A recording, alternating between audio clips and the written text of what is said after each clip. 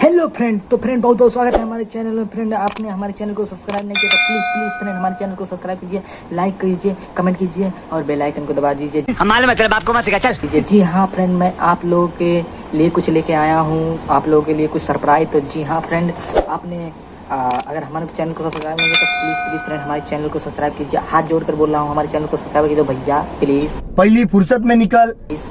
तो फ्रेंड मैं आप लोगों के लिए कुछ लाया हूँ, कुछ सरप्राइज लेके आया हूँ। तो मैं सोच रहा हूँ कि आप हमारा रोज वीडियो देखते हो, मुझे भी आपको कुछ देना चाहिए। आप हमें वॉच टाइम देते हो, लाइक देते हो, व्यूज देते हो, तो मुझे भी फ्रेंड आपको कुछ देना चाहिए।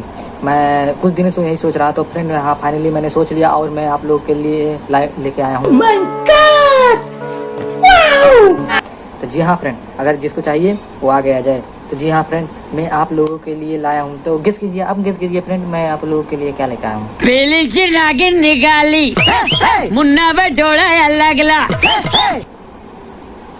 तो फ्रेंड रहने दीजिए, आप गेस करना छोड़ दीजिए, वीडियो बहुत लंबी हो जाए। तो जी हाँ फ्रेंड, मैं आप लोगों के लिए लाया हूँ एक पार्ले बिस्किट।